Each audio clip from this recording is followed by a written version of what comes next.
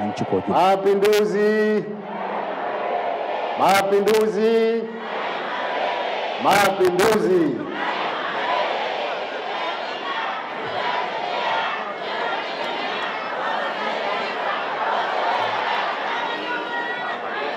Asanteni sana.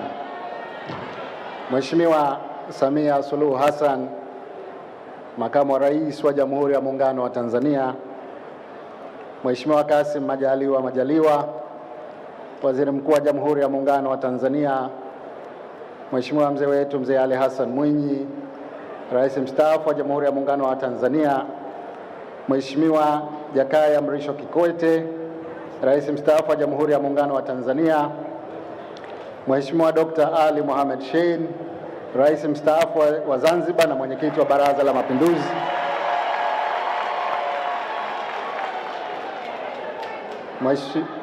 Mheshimiwa Amani Abedi Karume, Rais mstaafu wa Zanzibar, Mheshimiwa Balozi Seif Ali Iddi, Makamu wa pili wa Rais mstaafu wa Zanzibar,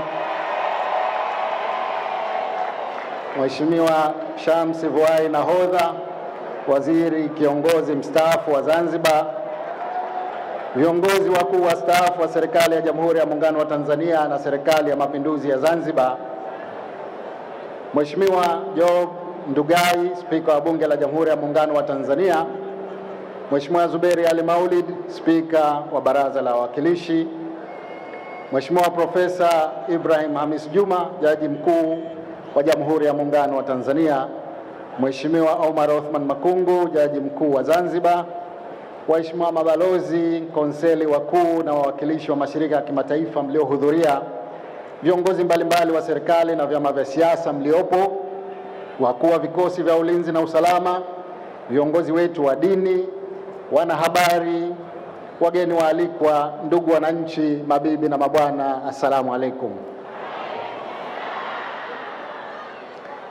Nasimama mbele yenu kwa mara ya kwanza nikiwa rais wa Zanzibar na mwenyekiti wa Baraza la Mapinduzi.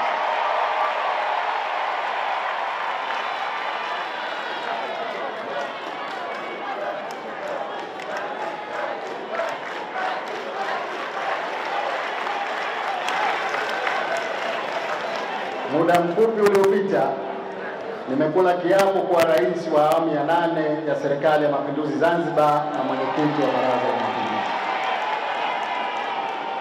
Nasimama kwa unyenyekevu mkubwa sana kushukuru. Nianze kwa kumshukuru Mwenyezi Mungu mwingi wa rehema kwa kunipa uhai, kunijalia afya na kuniruzuku dhima hii kubwa iliyo mbele yangu ya kuwaongoza na kuwatumikia wananchi wenzangu wa Zanzibar. Natambua wajibu unaoambatana na dhima hii.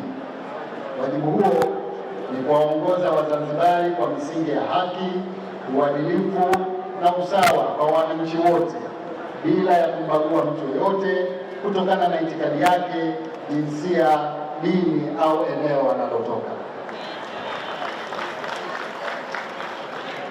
Ndugu wananchi, kabla sijaendelea na salamu zangu fupi, napenda nichukue fursa hii kutoa salamu za pongezi kwa Wazanzibari wote kutoka kwa mwenyekiti wa chama chetu na rais wa Jamhuri ya Muungano wa Tanzania, Mheshimiwa Dr.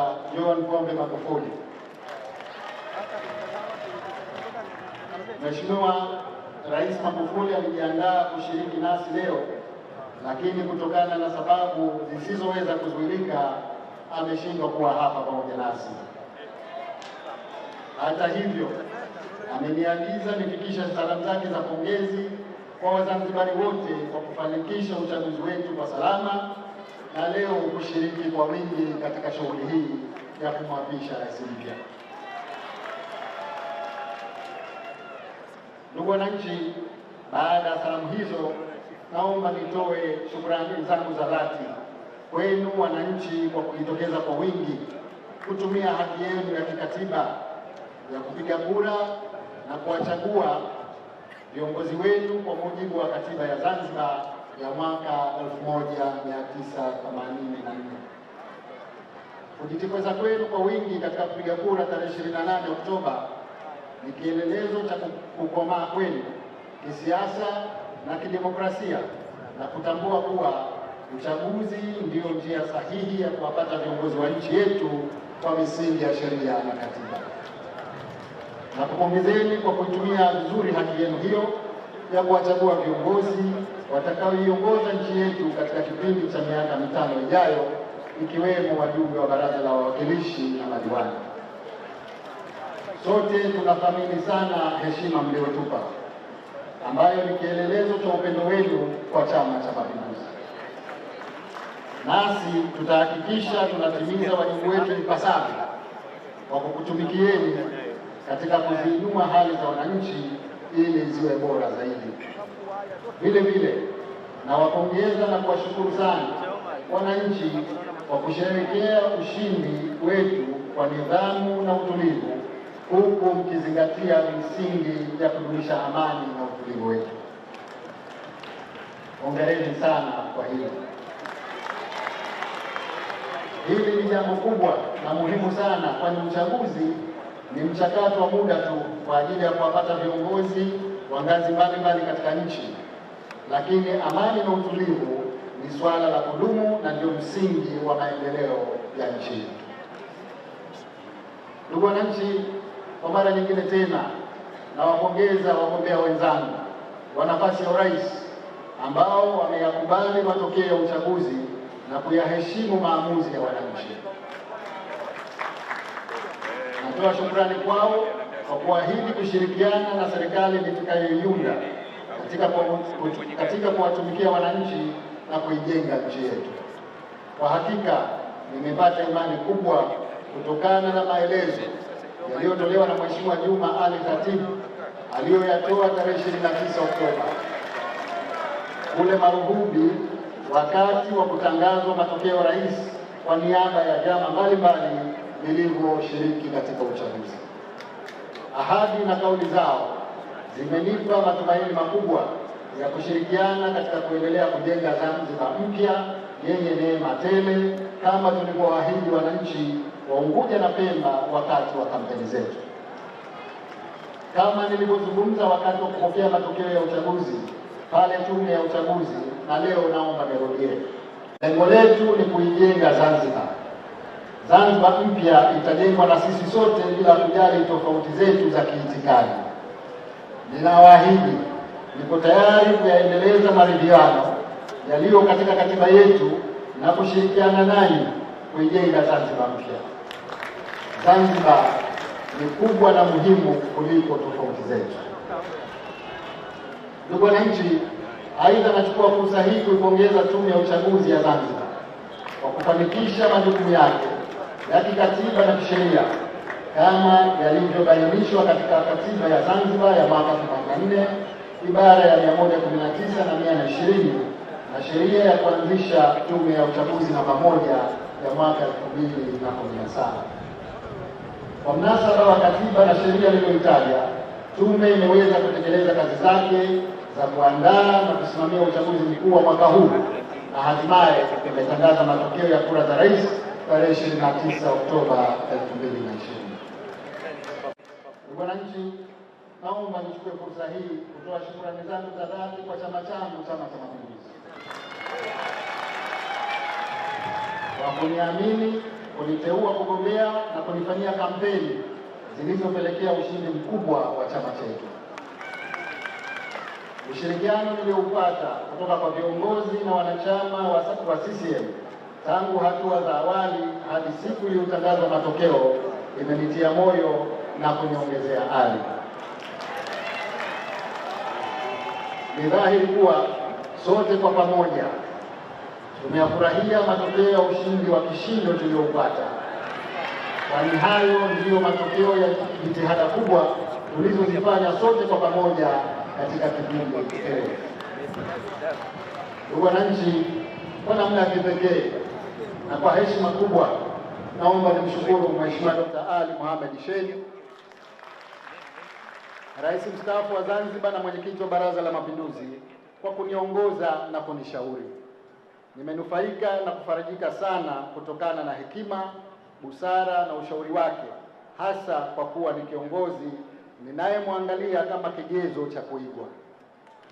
Kama nilivyokuwa nasisitiza mara kwa mara, sina cha kumlipa, ila nitaenzi jitihada zake na kufuata nyayo zake na kuendeleza pale yeye alipoishia. Ndugu wananchi, uchaguzi sasa umekwisha. Kazi iliyopo mbele yetu ni kushirikiana kwa pamoja katika kuiletea maendeleo nchi yetu.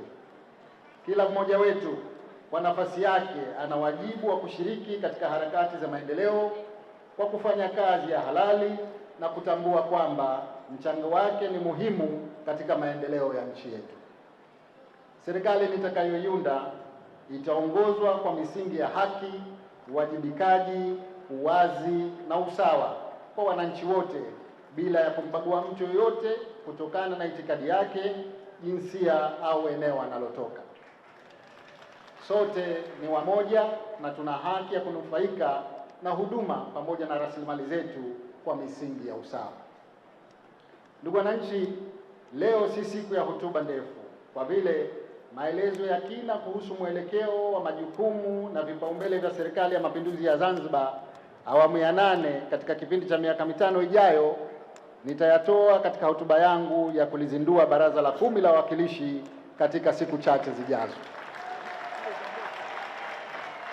Ninachoahidi ni kuunda serikali makini itakayozingatia nidhamu na maadili ya viongozi na watumishi, utendaji kazi wenye viwango bora na kasi ya maendeleo ya kiuchumi, na kuimarisha huduma za jamii kwa kuzitumia vyema rasilimali zetu kwa manufaa ya wananchi wote.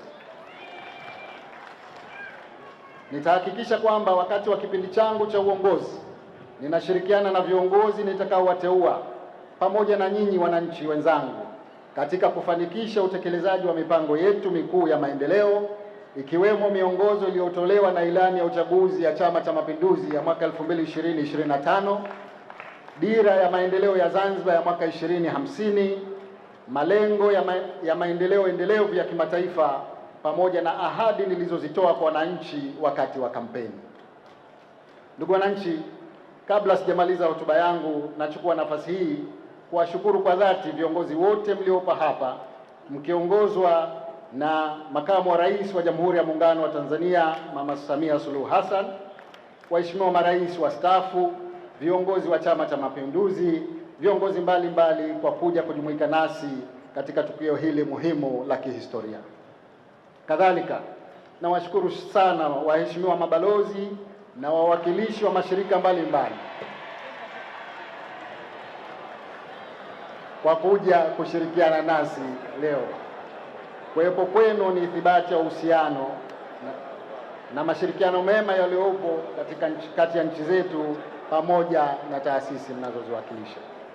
Ndugu wananchi, natoa shukrani kwa viongozi wote wa dini waliojumuika nasi leo hii hapa katika uwanja huu kwa ajili ya kuitakia heri na mafanikio nchi yetu. Kadhalika, shukrani zangu nazitoa kwenu ndugu wananchi kwa kujitokeza kwa wingi katika sherehe hizi za uapishaji na kwa kuzifuatilia kwa karibu sana popote mlipo. Naipongeza na kuishukuru halmashauri ya sherehe za mapambo ya Zanzibar inayoongozwa na mwenyekiti wake Mheshimiwa Balozi Seif Ali Idi, pamoja na kamati maalum ya sherehe ya kuapishwa kwa Rais wa Zanzibar na mwenyekiti wa Baraza la Mapinduzi inayoongozwa na Katibu wa Baraza la Mapinduzi na Katibu Mkuu Kiongozi Dr. Abdul Hamid Yahya Mzee kwa maandalizi mazuri na kufanikisha sherehe yetu hii ya uapishaji. Hongereni sana.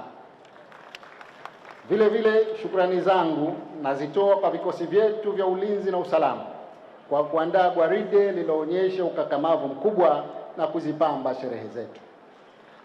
Mwisho lakini si kwa umuhimu, natoa shukrani kwa mke wangu, natoa shukrani kwa wazazi wangu, familia yangu, ndugu na marafiki zangu wote ambao wengi wao wapo hapa leo kwa kunipa moyo na kushirikiana nami kwa hali na mali katika kipindi chote cha kampeni hadi ninapokabidhiwa dhamana hii kubwa ya kuiongoza Zanzibar. Namalizia hotuba yangu kwa kutoa shukrani maalum kwa wageni wetu waalikwa wote waliokuja kushirikiana nasi katika sherehe hizi zilizofana sana. Tumwombe Mwenyezi Mungu azidi kuijalia nchi yetu amani, umoja na masikilizano. Mwenyezi Mungu atuwezeshe kuyatekeleza yote tuliyojipangia kwa manufaa ya nchi yetu na wananchi wake. Kipekee kabisa naomba niwashukuru mabalozi wa Chama cha Mapinduzi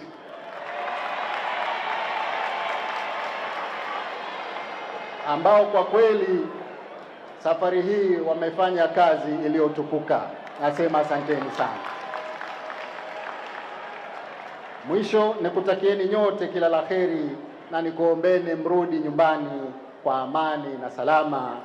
Mungu ibariki Zanzibar, Mungu ibariki Tanzania, Mungu ibariki Afrika. Asanteni sana kwa kunisikiliza.